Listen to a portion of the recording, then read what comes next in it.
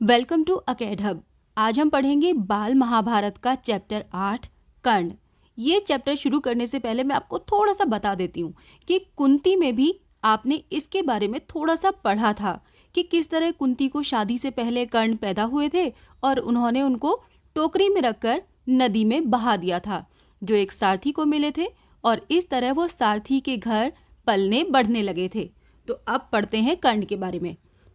पांडवों ने पहले कृपाचार्य से और बाद में द्रोणाचार्य से अस्त्र शस्त्र की शिक्षा पाई। ठीक है, उनको जब विद्या में काफी निपुणता प्राप्त हो गई तो एक भारी समारोह किया गया। समारोह मतलब एक बहुत बड़ा फंक्शन किया गया कि ठीक है, अब इनकी एजुकेशन पूरी हो गई, अब उनको घर बुलाया गया, जिसमें सबने अपने कौशल का प्रदर्शन किया। सबने दिखाया कि वो क्या क्या सीख के आए थे। जैसे भीम थे वो गदाधारी थे, तीर वो जो अर्जुन थे वो तीर चलाते थे। ऐसे सारे नगरवासी इस समारोह को देखने आए थे। तरह तरह के खेल हुए और हर एक राजकुमार यही चाहता था कि वही सबसे बढ़कर निकले। आपस में प्रतिस्पर्धा बड़े जोर की थी। प्रतिस्पर्धा मतलब कंपटीशन। परंतु तीर चलाने में पांडुपुत्र अर्जुन का कोई सानी न था। मतलब कि उनके बराबर का कोई भी नहीं था। सबसे ज्यादा तीर चलाने में वो ही अच्छे थे। अर्जुन ने धनुष विद्या में कमाल का खेल दिखाया और उसकी अद्भुत चतुरता को देखकर सभी दर्शक और राजवंश के सभी उपस्थित लोग दंग रह गए। ये देखकर दुर्योधन का मन ईर्ष्या से जलने लगा। अब दुर्योधन तो उनसे पहले से ही चढ़ता था। अभी खेल हो ही रहा था कि इतने में रंगभूमि के द्वार पर खम ठोकते हुए एक रोबीला और तेजस्वी युवक मस्तानी चाल से आकर अर्जुन के सामने खड़ा हो गया। मतलब वो कंपटीशन अभी चल ही रहा था। रंगभूमि वो जगह जहाँ पे वो खेल हो रहे थे, जहाँ पे सब अपनी उसका प्रदर्शन कर रहे थे, अपने अस्त्र और शस्त्र की शिक्षा का जो भी उन्होंने विद्या प्राप्त की थी उसका। कि तभी एक बहुत ही सुंदर सा तेजस्वी युवक आया अपनी मस्तानी चाल से और अर्जुन के सामने आके खड़ा हो गया। वो युवक और कोई नहीं, अधीरथ का पोषित कुंती पुत्र कर्ण ही था। अब वो कौन था? कर्ण। लेकिन उसके कुंती पुत्र होने की बात किसी को भी मालूम न थी, क्योंकि कुंती ने क्या किया था, उनको बहा दिया था। तो इस तरह वो कुंती पुत्र थे, लेकिन ये बात किसी को भी पता नहीं थी। रंगभूमि में आते ही उसने अर्जुन को ललकारा। ललकारा मतलब एकदम से उनको आवाज लगाई, अर्जुन, जो भी करतब तुमने यहाँ दिखाए हैं उनसे बढ़कर कौशल मैं दिखा सकता हूँ। क्या तुम इसके लिए तैयार हो? इस चुनौती को सुनकर दर्शक मंडली में बड़ी खलबली मच गई, पर ईर्ष्या की आग से जलने वाले दुर्योधन को बड़ी राहत मिली। वो क्यों खुश हुआ? क्योंकि वो जो कौरव थे 100 भाई, वो मिलके भी अर्जुन के कहीं बराबर नहीं थे। तो अगर कोई कंपटीशन में उससे आगे बढ़ता है तो दुर्योधन को तो भाई खुशी होनी ही थी। वो बड़ा प्रसन्न हुआ। उसने तपाक से कर्ण का स्वागत किया और उसे छाती से लगाकर बोला, कहो कर्ण, कैसे आए? बताओ, हम तुम्हारे लिए क्या कर सकते हैं? मतलब उसने क्या किया, मौके का फायदा उठाया और फटाफट से उसको दोस्त बना लिया। कर्ण बोला, राजन, मैं अर्जुन से द्वंद्व युद्ध और आपसे मित्रता करना चाहता हूँ। ये उसने किससे कहा? दुर्योधन से, कि मैं अर्जुन से तो कंपटीशन करना चाहता हूँ, द्वंद्व युद्ध मतलब बराबर की लड़ाई, और आपसे मैं दोस्ती करना चाहता हूँ। कर्ण की चुनौती को सुनकर अर्जुन को बड़ा तैश आया, मतलब उनको गुस्सा आ गया। वो बोले, कर्ण, सभा में जो बिना बुलाए आते हैं और जो बिना किसी के पूछे बोलने लगते हैं वो निंदा के योग्य होते हैं। मतलब ये दोनों ही बातें अच्छी नहीं है। बिना किसी के बुलाए किसी के घर नहीं जाना चाहिए और बिना किसी के पूछे कहीं पे भी अपनी सलाह नहीं देनी चाहिए।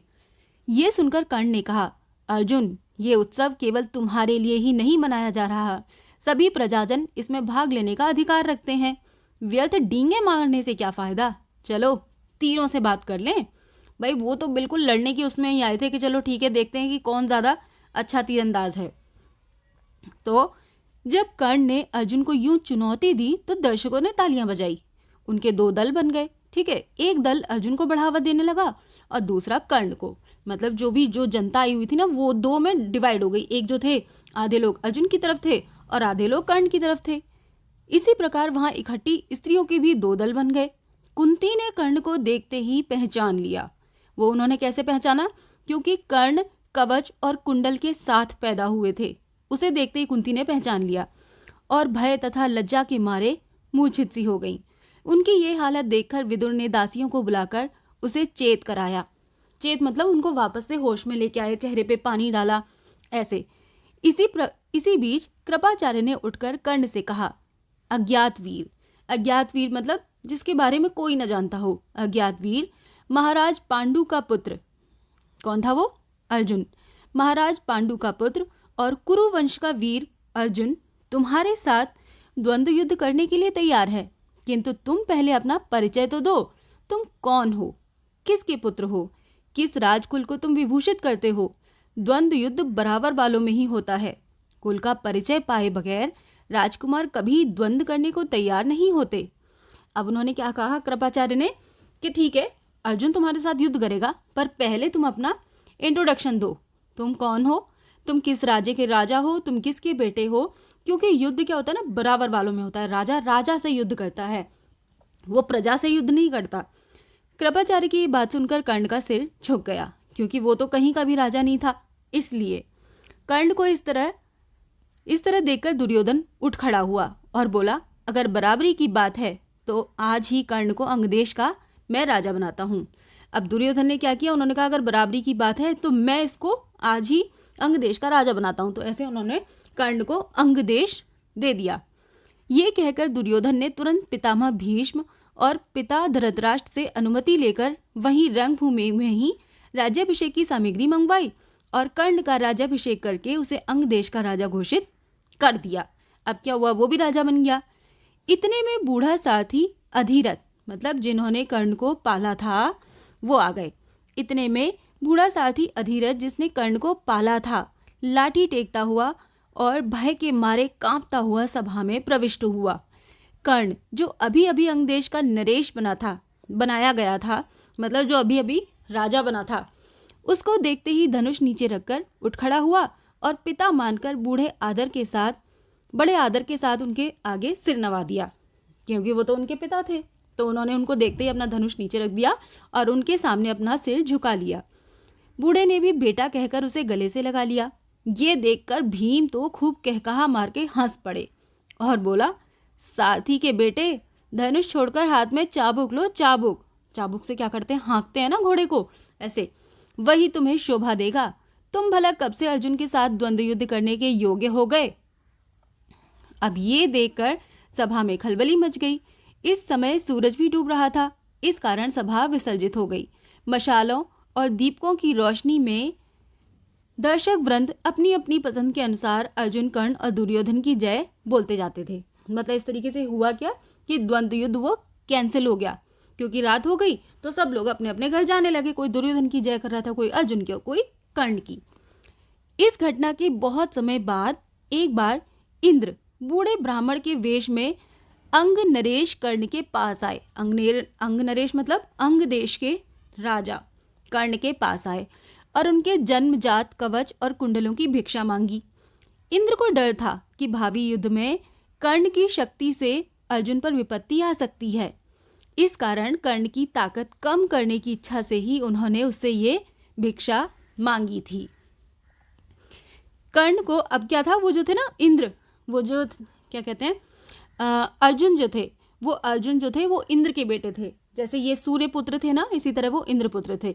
तो जब उन्हें पता था कि युद्ध होगा तो ये कवच कुंडल की वजह से इनको कोई भी नहीं मार पाएगा, तो इसीलिए उन्होंने अर्जुन की सेफ्टी के लिए क्या किया, वो इनके पास आए और इनसे कवच कुंडल मांग लिए। और क्योंकि वो जो कर्ण थे ना, वो दानी थे, बहुत बड़े दानी थे, उनको सब पता था, लेकिन उन्होंने फिर भी दान देने से मना नहीं किया। कर्ण को सूर्यदेव ने पहले ही सचेत कर रखा था कि उसे धोखा देने के लिए इंद्र ऐसी चाल चलने वाले हैं, उन्हें पहले ही बता रखा था। परंतु कर्ण इतना दानी था कि किसी के कुछ मांगने पर भी वो मना नहीं कर सकता था। इस कारण ये जानते हुए भी कि भिखारी के वेश में इंद्र धोखा दे रहे हैं, कर्ण ने अपने जन्मजात कवच और कुंडल निकालकर भिक्षा में दे दिए। अब जब उनको पता था फिर भी उन्होंने दे दिए। इस अद्भुत दानवीरता को देखकर इंद्र चकित रह गए। कर्ण की प्रशंसा करते हुए बोले, कर्ण, तुमसे मैं बहुत प्रसन्न हूँ, तुम जो भी वरदान चाहो मांग लो। कर्ण ने देवराज से कहा, देवराज मतलब इंद्र से कहा, आप प्रसन्न हैं तो शत्रुओं का संहार करने वाला अपना शक्ति नामक अस्त्र मुझे प्रदान करें, मतलब मुझे दे दें। बड़ी प्रसन्नता के साथ अपना वो शस्त्र कर्ण को देते हुए देवराज ने कहा, युद्ध में तुम जिस किसी को भी लक्ष्य करके इसका प्रयोग करोगे वो अवश्य ही मारा जाएगा। मतलब जिसका भी नाम लेके तुम इसे छोड़ दोगे ना, वो काम करेगा ही करेगा और वो मारा जाएगा। मतलब वो जो शक्ति थी ना, वो कभी विफल नहीं होगी। परंतु एक ही बार तुम इसका प्रयोग कर सकोगे। तुम्हारे शत्रु को मारने के बाद ये मेरे पास वापस आ जाएगा। इतना कहकर इंद्रदेव चले गए। उन्होंने क्या कहा कि भाई ये शक्ति काम करेगी, लेकिन सिर्फ एक बार। तुम जिसका नाम लेके छोड़ोगे उसको मारेगी और ये मेरे पास वापस आ जाएगी। एक बार कर्ण को परशुराम जी से ब्रह्मास्त्र सीखने की इच्छा हुई। अब ये क्या, ये पहले की बात है। इसीलिए वो ब्राह्मण के वेश में परशुराम जी के पास गया और प्रार्थना की कि उसे शिष्य स्वीकार करने की कृपा करें। वो देखो, कर्ण क्या थे, सारथी के घर पले पड़े थे, तो वो सब यही जानते थे कि वो सारथी हैं। और पहले जो शस्त्र सीखने की ना परमिशन सिर्फ क्षत्रियों को थी, तो वो इसीलिए उनको कोई नहीं सिखाता था। तो उन्होंने क्या किया, उनको झूठ बोल दिया जाके। उन्होंने कहा कि मैं ब्राह्मण हूँ। और परशुराम जो थे ना, वो सिर्फ ब्राह्मणों को सिखाते थे। तो उन्होंने कहा मैं ब्राह्मण हूँ।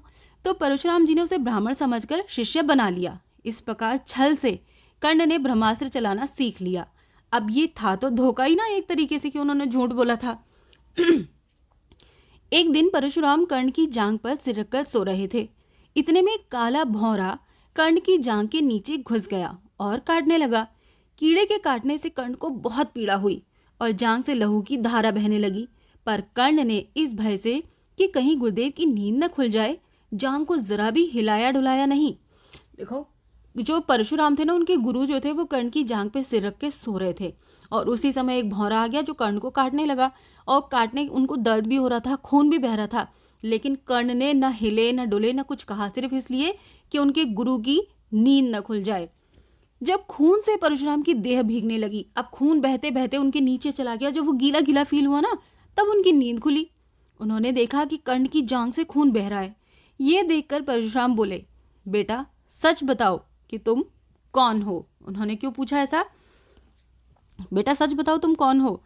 तब कर्ण असली बात छुपा न सका। ये इसलिए पूछा था क्योंकि उन्होंने कहा था कि ब्राह्मणों में कभी इतनी सहन शक्ति नहीं होती जो कि वो इतना दर्द को बर्दाश्त कर सके। उसने स्वीकार कर लिया कि वो ब्राह्मण नहीं बल्कि सूत पुत्र है। ये जानकर परशुराम को बड़ा क्रोध आया। अतः उन्होंने उसी घड़ी कर्ण को श्राप देते हुए कहा, चूंकि तुमने अपने गुरु को ही धोखा दिया है, इसलिए जो विद्या तुमने मुझसे सीखी है वो अंत समय में तुम्हारे किसी काम नहीं आएगी। ऐन वक्त पर तुम उसे भूल जाओगे और रण क्षेत्र में तुम्हारे रथ का पहिया पृथ्वी में धंस जाएगा। जो उनके गुरु थे परशुराम, वो गुस्सा हो गए। उन्होंने कहा, तुमने मुझसे झूठ बोल के जो विद्या सीखी है ना, वो तुम्हारे कभी भी काम नहीं आएगी। जब तुम्हें सच में उसकी जरूरत होगी ना, तुम भूल जाओगे। परशुराम जी का ये शाप झूठा ना हुआ। जीवन भर कर्ण को उनकी सिखाई हुई ब्रह्मास्त्र विद्या याद रही। पर कुरुक्षेत्र के मैदान में अर्जुन से युद्ध करते समय कर्ण को वो याद न रही। दुर्योधन के घनिष्ठ मित्र कर्ण ने अंतिम समय तक कौरवों का साथ न छोड़ा। कुरुक्षेत्र के युद्ध में भीष्म और आचार्य द्रोण के आहत हो जाने के बाद, आहत मतलब जब उनके काफी चोट लग गई, वो लड़ने लायक नहीं रहे, उसके बाद दुर्योधन ने कर्ण को ही कौरव सेना का सेनापति बनाया था। कर्ण ने 2 दिन तक अद्भुत कुशलता के साथ युद्ध का संचालन किया। आखिर जब शापवश उसके रथ का पहिया जमीन में धंस गया और धनुष बाण रखकर वो जमीन में धंसा हुआ पहिया निकालने का प्रयत्न करने लगा, तभी अर्जुन ने उस महारथी पर प्रहार किया। माता कुंती ने जब ये सुना तो उसके दुख का पार न रहा। क्यों? क्योंकि वो भी कुंती के ही पुत्र थे, इसलिए। तो बस ये चैप्टर यहीं ख़त्म हो गया है और अच्छी तरीके से बिल्कुल क्लियर समझ में आ गया होगा। वीडियो अच्छी लगी हो तो वीडियो को लाइक करना, चैनल को सब्सक्राइब करना। मिलते हैं अगली वीडियो में, तब तक के लिए